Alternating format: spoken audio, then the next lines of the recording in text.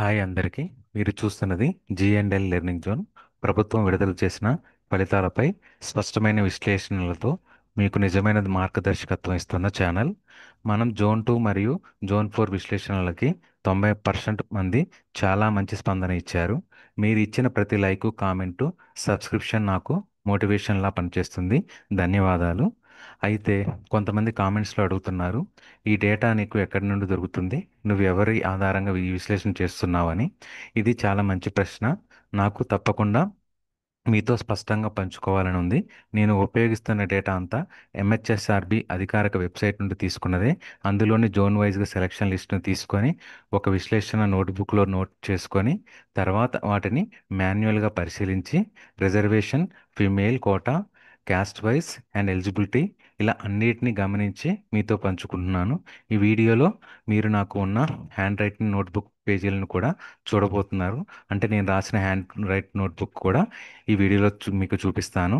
ఇది ఎంత ప్రామాణికంగా విశ్లేషణ చేస్తున్నామో చూపించేందుకు మాత్రమే. నా ప్రయత్నం ఏంటంటే డేటా ఆధారంగా సరైన సమాచారం అందించడం, మిమ్మల్ని మోసపెట్టడం కాదు. ఈ వీడియోలో మనం ఇప్పుడు చెప్పుకునేది మొత్తం కూడా జోన్ 5 గురించి చెప్పుకుందాం ఈ వీడియోలో. సో జోన్ 5లోకి వచ్చేసరికి జోన్ 5 ఓపెన్ కేటగిరీలో మొత్తం మనకి 48 వేకెన్సీస్ ఉన్నాయండి. దీంట్లో మెరిట్ ప్లస్ రిజర్వేషన్ ఆధారంగా ఎంపిక ఎలా జరుగుతుందో చూద్దాము. మొత్తం పోస్టులు 48 పోస్టులు ఉన్నాయండి. పురుషులు వచ్చేసరికి 32 మంది, మహిళలు వచ్చేసరికి 16 మంది. అంటే హారిజంటల్ రిజర్వేషన్ ప్రకారం 33% పరంగా ఉంటుంది. మహిళల కోటా విశ్లేషణ గురించి తెలుసుకుంటే మొత్తం మహిళలు ఎంపికయ్యే అవకాశం 16 మంది ఉన్నారు. చివరి స్థానంలో ఉన్న మహిళకు 69 మార్క్స్ అనేవి ఉన్నవి. అంటే మహిళల కోటా కట్ ఆఫ్ వచ్చేసరికి 69 మార్క్స్. పోటీ తీవ్రత మహిళల మధ్య ఎక్కువగా ఉంది. అంటే 87 మార్క్స్ నుంచి 69 మార్క్స్ వరకు ఉన్న అభ్యర్థులు ఎంపికయ్యారు. పురుషుల కోటా విశ్లేషణ గురించి తెలుసుకుంటే మొత్తం పురుషుల ఎంపిక 32 మంది. చివరి స్థానంలో 80 మార్క్స్ ఎస్సీ మేల్ క్యాండిడేట్. పురుషుల కోటా కట్ ఆఫ్ వచ్చేసరికి 80 మార్క్స్ ఉంది. మెరిట్ ఎక్కువగా ఉన్నవారు బీసీఈ, బీసీడి, ఎస్సీ, బీసీబీ వర్గాల వారే ఎక్కువగా ఉన్నారు. ఒకవేళ టై వచ్చినప్పుడు ఎంపిక అనేది ఎలా జరుగుతుందంటే ఒకే మార్క్స్ ఉన్నవారు ఉన్నప్పుడు ఎంపిక క్రమం ఎలా ఉంటుంది అంటే వయసు ఆధారంగా, రోస్టర్ పాయింట్ ఆధారంగా, కుల ప్రాధాన్యత ఆధారంగా మరి పరిగణిస్తారు. ఉదాహరణకి 93 మార్క్స్ వచ్చిన ఇద్దరిలో ఎవరిని ముందుగా తీసుకోవాలి అనే విధానం అనుసరించబడతాయి. సో ఫైనల్గా మనం దీని గురించి విశ్లేషించాలంటే ఫిమేల్ కట్ ఆఫ్ వచ్చేసరికి 69 మార్క్స్, మేల్ కట్ ఆఫ్ వచ్చేసరికి 80 మార్క్స్. సో మెరిట్ ఆధారంగా ఎంపిక చాలా క్లియర్గా జరుగుతుంది. బీసీఈ, బీసీడి, ఎస్సీ, బీసీబీ వర్గాల నుండి ఎక్కువ మంది ఎంపికయ్యారు. గమనించాల్సిన ముఖ్యమైన విషయం ఏంటంటే ఇది నేను చేస్తున్న వ్యక్తిగత విశ్లేషణ మాత్రమే. ఎక్కడ అధికారికంగా ప్రభుత్వం ప్రకటించిన సెలక్షన్ వివరాలు కాదు.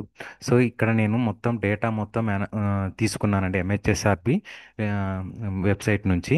దాన్ని తీసుకున్న తర్వాత దాంట్లో నుంచి నేను 50 నుంచి హైయెస్ట్ మార్క్స్ 93 మార్క్స్ వరకు మొత్తం డేటా అనేది నేను నోట్బుక్లో రాసుకున్నాను. మీకు లాస్ట్లో నేను రాసుకున్న నోట్బుక్ కూడా మీకు చూపిస్తాను ఎగ్జాంపుల్గా. మిగతా zones categories BCA, SC, ST, EWS గురించి ఇలాగే క్లారిటీగా తెలుసుకోవాలంటే వెంటనే G&L లెర్నింగ్ జోన్ ఛానల్ను సబ్స్క్రైబ్ చేయండి. ఈ వీడియోని లైక్ చేయండి.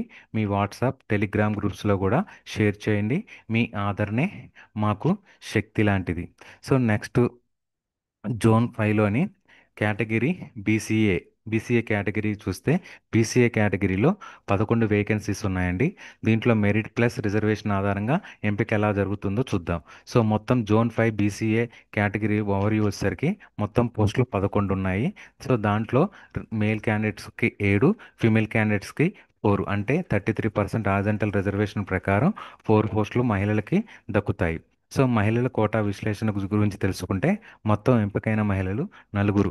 వారి మార్క్స్ ఎలా ఉన్నాయంటే 68 మార్కులు వచ్చేసరికి టాప్లో ఉన్నారు, 62 మార్కులు వచ్చేసరికి కట్ ఆఫ్లో ఉన్నారు. అంటే 62 లీస్ట్ మార్క్స్.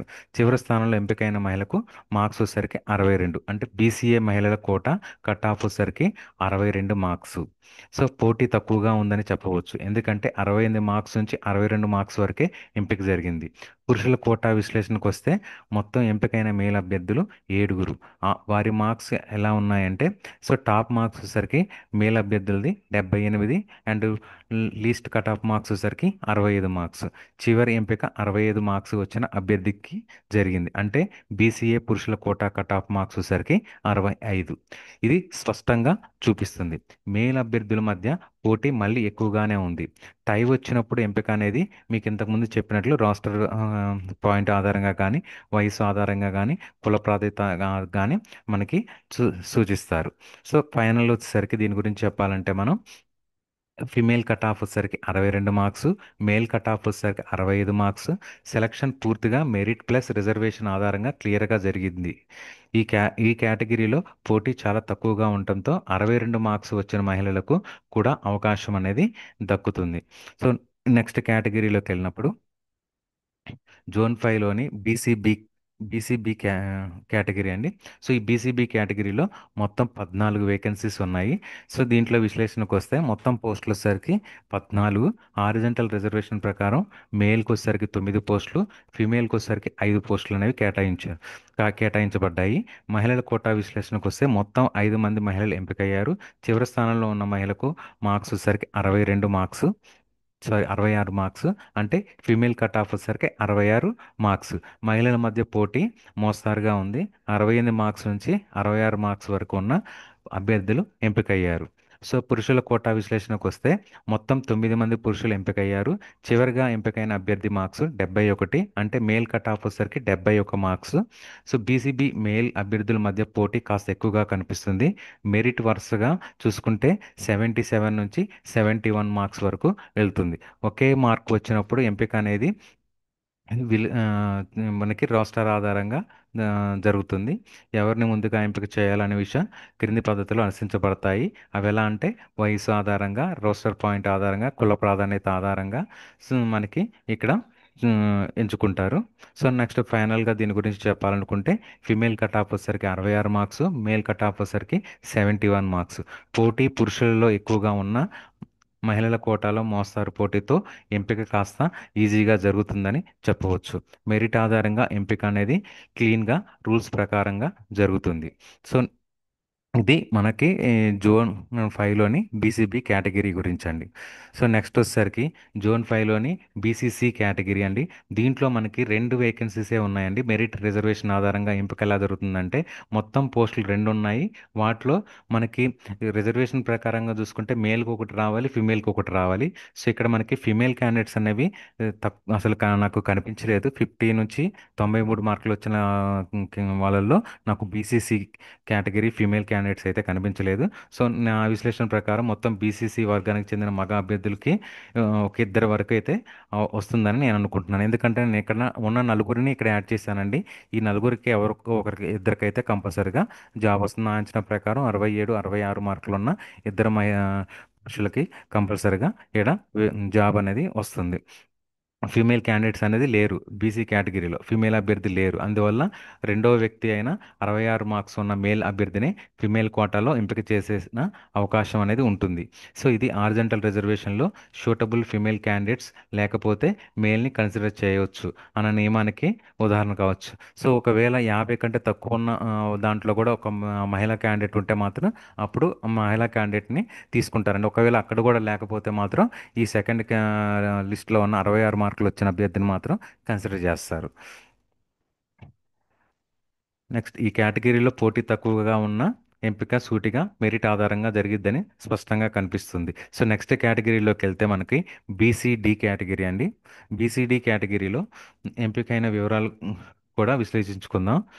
మొత్తం పోస్టులు 8 ఉన్నాయండి. దీంట్లో మనకి పురుషులకు వచ్చేసరికి 5, మహిళలకు వచ్చేసరికి 3. అంటే ఇది కూడా హారిజంటల్ రిజర్వేషన్ ప్రకారమే తీసుకుంటాం మనం. పురుషుల ఎంపిక విశ్లేషణకు వస్తే మొత్తం ఎంపిక అయ్యే మేల్ అభ్యర్థులు 5.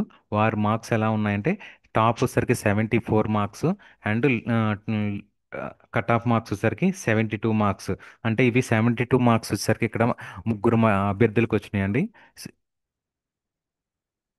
ముగ్గురు అభ్యర్థులకి 72 మార్క్స్ వచ్చాయి. అంటే BCD male category cut off వచ్చరికి 72 మార్క్స్ అని మనం పరిగణించవచ్చు. కట్ ఆఫ్ వరకు గట్టి పోటీ ఉంది.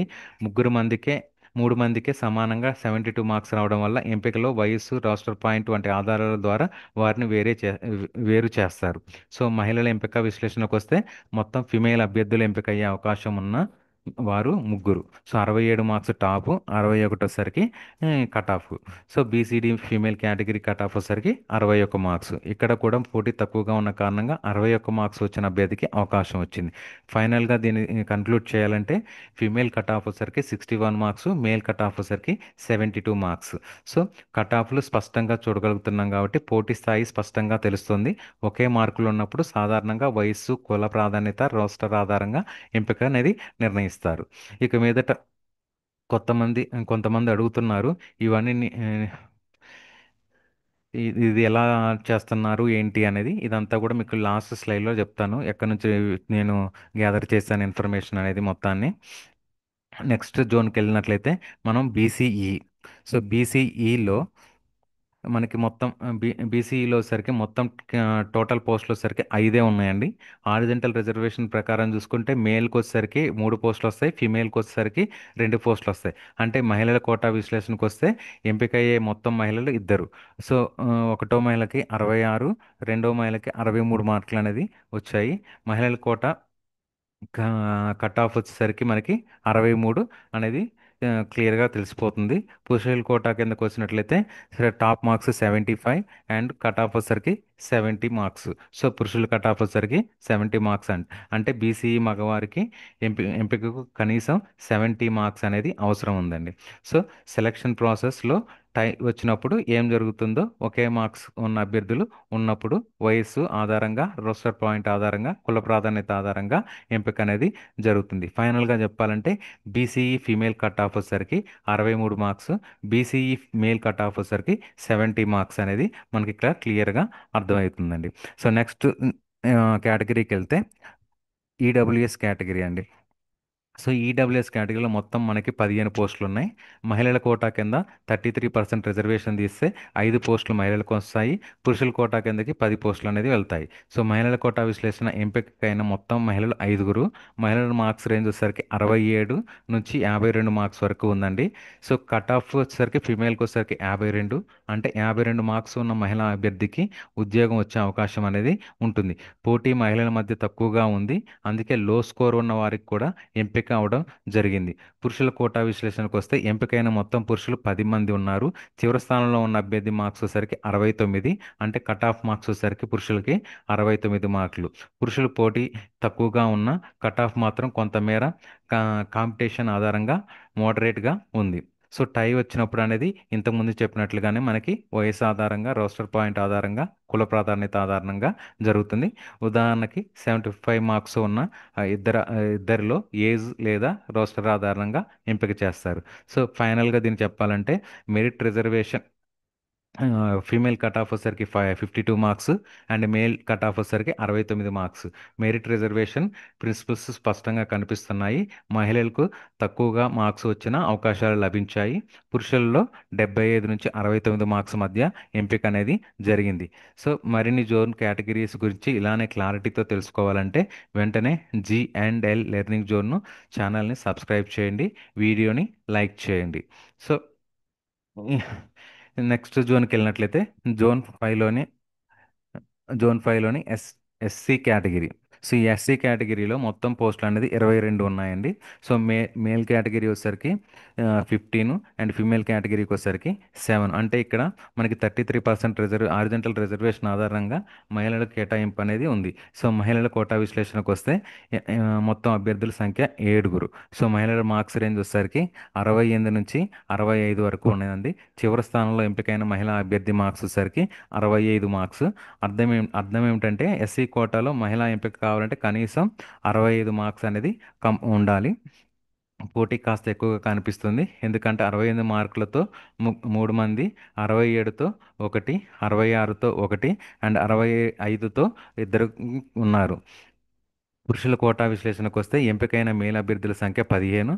మార్క్స్ రేంజ్ వచ్చేసరికి 77 నుంచి 67. చివరి పురుష అభ్యర్థికి మార్క్స్ వచ్చేసరికి 67 మార్క్స్ ఉన్నాయి. ఎస్సీ మేల్ కోటాలో ఎంపిక కావాలంటే కనీసం 67 మార్క్స్ అవసరం. ఇంట్రెస్టింగ్ పాయింట్ ఏంటంటే కొన్ని మార్క్స్ వద్ద టై ఉంది. ఉదాహరణకు 74 మార్క్స్ ఉన్న అభ్యర్థులు ముగ్గురు ఉన్నారు.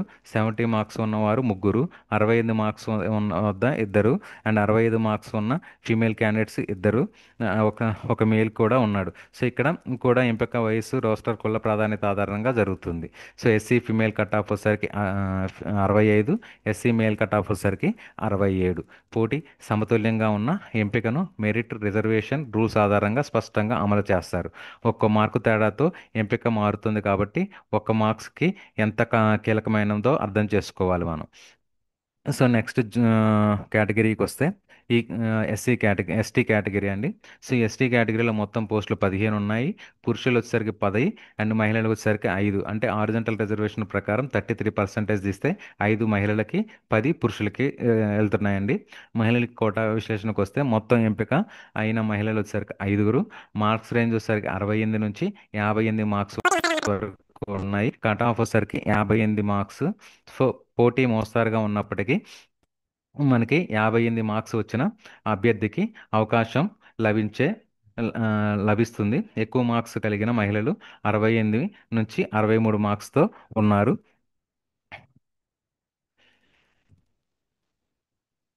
పురుషుల కోటా విశ్లేషణ గురించి తెలుసుకుంటే మొత్తం ఎంపిక 10 మంది. కట్ ఆఫ్ వచ్చేసరికి 65 మార్క్స్. మార్క్స్ రేంజ్ వచ్చేసరికి 77 మార్క్స్ నుంచి 65 మార్క్స్ వరకు ఉన్నారు. సో మెరిట్లో టాప్ మార్క్స్ వచ్చేసరికి 77 నుంచి 75 మార్క్స్తో ఉన్నారు. 65 మార్క్స్లో ఉన్న 3 మంది అభ్యర్థులు ఎంపికయ్యారు. ఈ సందర్భంలో టై బ్రేక్ రూల్ కూడా వర్తిస్తుంది. సో మనకి ఇక్కడ ఫైనల్గా చెప్పాలంటే ఫిమేల్ కట్ ఆఫ్ వచ్చేసరికి 58 marks and male cut off వచ్చేసరికి 65 మార్క్స్. ఎస్టీ కేటగిరీలో ఎంపిక పూర్తిగా మెరిట్ రిజర్వేషన్ ఆధారంగా స్పష్టంగా జరిగింది. సో మహిళల కోటాలో పోటీ తక్కువగా ఉండటం వల్ల 58 మార్క్స్ ఉన్న అభ్యర్థికి అవకాశం లభించింది. పురుషుల ఎంపికలో 65 మార్క్స్ వరకు పోటీ ఉంది. సో ఈ వీడియోలోని మీరు నా నిజమైన నోట్బుక్ పేజీలను కూడా చూడబోతున్నారు. సో నేను ఈ విధంగా మొత్తం నోట్బుక్లో రాసుకొని నేను చేశానండి. సో ఈ వీడియోలోని మన నిజమైన నోట్బుక్స్ పేజీలను కూడా చూస్తున్నారు మీరు. ఎలా నేను జోన్ వారీగా కేటగిరీ వారీగా కలెక్ట్ చేసుకున్నానో అలాగే ఎలాంటి మాన్యువల్ లెక్కలు వేసుకుంటున్నానో చూడండి. నా దృష్టిలో ఇది సరళమైన పని కాదు. ప్రతి డేటాను జాగ్రత్తగా రాసుకొని తిరిగి దాన్ని మ్యాచింగ్ చేసి అన్ని కులాల వారీగా మహిళల అవకాశం ఎంత ఉందో చెబుతున్నాను. సో మీరు నా కష్టాన్ని అర్థం చేసుకుంటే ఒకసారి మీరు మీ మద్దతు చూపించండి. ఈ ఛానల్ను సబ్స్క్రైబ్ చేయండి. మీ స్నేహితులతో కూడా షేర్ చేయండి. మన తెలంగాణ ఉద్యోగ అభ్యర్థులకు ఉపయోగపడే విశ్లేషణలు ఇంకా చాలా వస్తాయి. సో ధన్యవాదాలండి. మీ G&L లెర్నింగ్ జోన్.